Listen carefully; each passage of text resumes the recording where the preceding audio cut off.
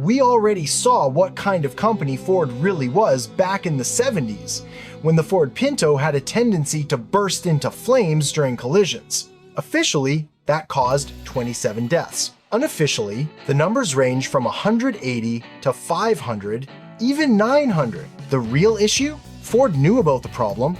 They delayed recalls for years because their accountants figured it was cheaper to pay out death settlements than to fix each car for $30. But today, we're not talking about the Pinto. We're talking about a case that happened 20 years later, a scandal that killed 271 people, and no one went to jail for it. This is the story of Ford and Firestone, and the deadly SUV that defined an entire era. If you've seen Jurassic Park, you remember that brightly painted SUV the characters drove around in. Yeah, that's the one, the Ford Explorer. But it's not just about that car, it's also about Firestone, the tire manufacturer that supplied Ford since the dawn of the company. Henry Ford and Harvey Firestone first met in 1897. Henry was building his quadricycle, and Harvey supplied the tires. Their friendship and their companies grew side by side. At one point, thanks to the success of the Model T, Firestone was making tires for more than half the cars in the world. Fast forward to the 80s, Chrysler was dominating the American family market with its minivan.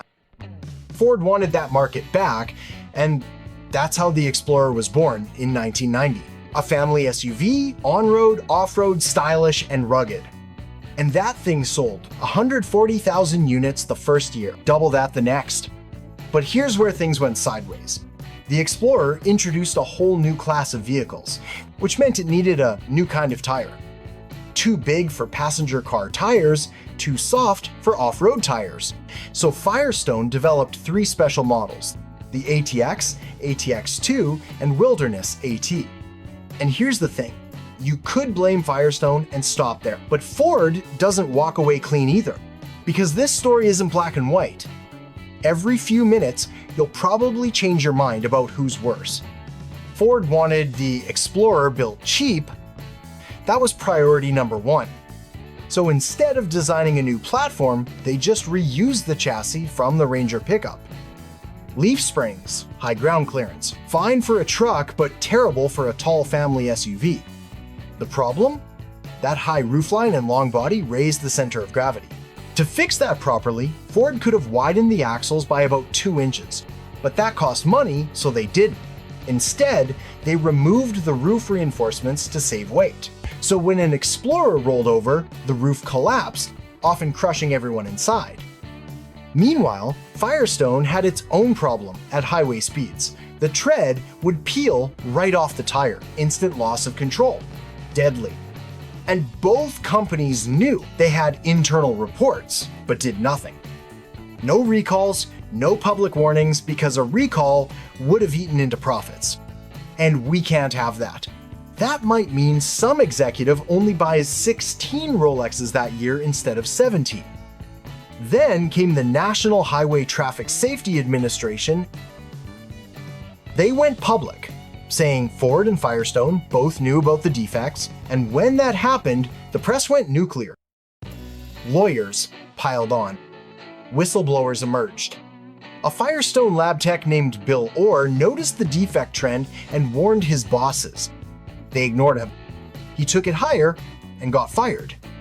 By August 3rd, 2000, things exploded, no pun intended, not because of regulators, not because of the media, but because Sears stopped selling Firestone tires. Only then did Firestone act recalling 6.5 million tires, affecting nearly 2 million vehicles. Ford followed a few days later, authorizing service centers to replace the tires with whatever they had in stock. But the insanity didn't stop. The very next day, Ford ran newspaper ads claiming the Explorer was completely safe. Overnight, a century-long partnership between Ford and Firestone began to crumble. By the way, if you're enjoying this video, hit that like button and subscribe so you don't miss the next story. Now, let's get back to it. The problem wasn't just in America either. Saudi Arabia, Venezuela, and at least 16 other countries reported deaths and accidents. But since US law didn't require reporting recalls outside America, Ford kept its mouth shut to protect profits. Firestone, under pressure to meet Ford's demands for softer rides and better fuel economy, made the tires thinner and lighter, cheaper too. They barely passed safety tests at perfect conditions and full pressure about 35 psi. But Ford, trying to lower the SUV's rollover risk, recommended running them at 26 psi to make the ride softer and the car feel more stable. Lower pressure meant higher heat, more flex, and faster tire failure. Combine that with a weak roof, and the results were catastrophic. Oh, and the factory conditions? A joke. Firestone had just replaced all its union workers with over 2,000 untrained new hires after a strike. Even their own employees later admitted they wouldn't drive on those tires themselves. When the truth finally broke, both companies pointed fingers. Ford claimed the Explorer was perfectly safe with other tires. Firestone said if your tire blows out, just pull over and swap it. They even ran rollover demos to show how unstable the Explorer really was. Eventually, both companies were dragged before the US Congress. Firestone gave a half-hearted apology. Ford didn't even bother. They stuck to their line, "Our car is fine." The verdict? Both were guilty. Firestone lost billions, 40 billion in settlements, a shattered reputation, a collapsing stock value, and the closure of their Illinois plant.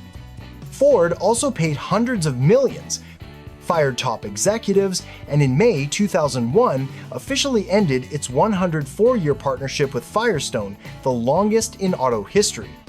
By the time it was over, the NHTSA confirmed 971 deaths and 500 serious injuries in the US alone, not counting dozens more abroad.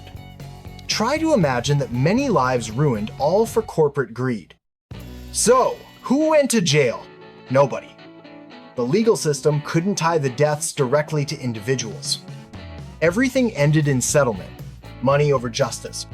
The only silver lining? Laws changed.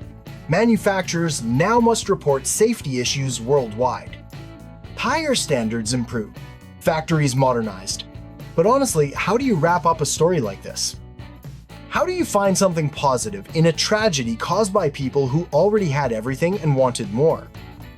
Because the truth is, no one went to prison. We all did. We live in a world where a human life is worth less than 4 lousy tires.